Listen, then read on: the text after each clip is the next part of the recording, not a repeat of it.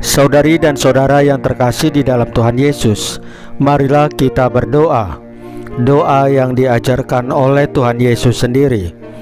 Dalam nama Bapa dan Putra dan Roh Kudus. Amin. Bapa kami yang ada di surga, dimuliakanlah namamu. Datanglah kerajaanmu, dan jadilah kehendak-Mu di atas bumi seperti di dalam surga. Berilah kami rejeki pada hari ini, dan ampunilah kesalahan kami, seperti kami pun mengampuni yang bersalah kepada kami. Dan janganlah masukkan kami ke dalam pencobaan, tetapi bebaskanlah kami dari yang jahat. Ya Roh Kudus, hadirlah saat ini untuk memimpin dan membimbing kami dalam membaca firman Tuhan Yesus dan merenungkannya, sehingga kami dapat mengerti maknanya dan dapat kami laksanakan dalam hidup kami sehari-hari di tengah masyarakat kami. Pembacaan Injil Matius bab 18 ayat 1 sampai dengan ayat 5 dan ayat 10. Malaikat pelindung. Sekali peristiwa, datanglah murid-murid kepada Yesus dan bertanya, "Siapakah yang terbesar dalam kerajaan surga?" Yesus memanggil seorang anak kecil, menempatkannya di tengah-tengah mereka, dan berkata, "Sesungguhnya aku berkata kepadamu, jika kamu tidak bertobat dan menjadi seperti anak kecil ini, kamu tidak akan masuk ke dalam kerajaan surga. Oleh sebab itu, siapa saja yang merendahkan diri dan menjadi seperti anak kecil ini, dialah yang terbesar dalam kerajaan surga. Siapa saja yang menyambut seorang anak seperti ini dalam namaku, ia menyambut aku. Ingatlah, jangan menganggap rendah salah seorang dari yang kecil ini. Sebab aku berkata kepadamu, ada malaikat mereka di surga yang selalu memandang wajah Bapakku yang di surga." Demikianlah sabda Tuhan. Terpujilah Kristus. Saudari dan saudara yang terkasih di dalam Tuhan Yesus, hari ini Gereja Universal memperingati para malaikat pelindung. Malaikat berasal dari kata Ibrani, yaitu malak, yang berarti utusan atau pembawa pesan. Malaikat adalah makhluk rohani yang dekat dengan Allah untuk memujinya, melaksanakan kehendaknya, dan membawa pesan kepada manusia. Nama, kehadiran, dan peran para malaikat ini dapat kita temukan di sepanjang kitab-kitab suci, dari Perjanjian Lama sampai Perjanjian Baru. Hal itu mau menunjukkan bahwa malaikat ada dan hadir sepanjang sejarah hidup manusia sampai masa kita sekarang ini.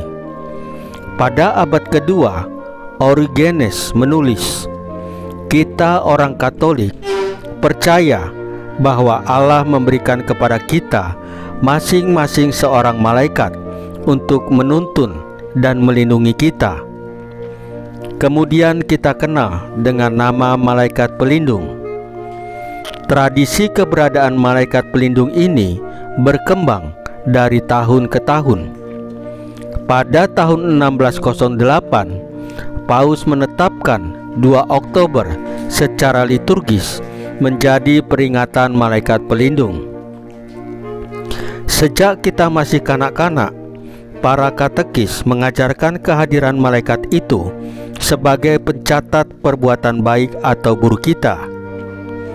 Dalam doa resmi, kita semakin tahu bahwa malaikat pelindung itu sebenarnya mengingatkan, menjaga, dan melindungi kita dari perbuatan dosa dan bahaya yang mengancam keselamatan kita. Kita tidak dapat melihatnya, juga tidak dapat mendengar suaranya, tetapi kita bisa merasakan kehadirannya. Kita pun dapat menjadi malaikat pelindung bagi saudara-saudara kita dengan menyapa, memperhatikan, menolong, mendampingi, dan berjalan bersama mereka menuju Allah dan hidup dalam iman yang benar. Pasangan, orang tua, anak, rekan komunitas kita, gembala kita, dan umat kita adalah malaikat pelindung kita.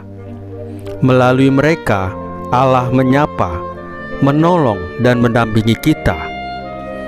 Saudari dan saudara yang terkasih di dalam Tuhan Yesus, marilah kita berdoa.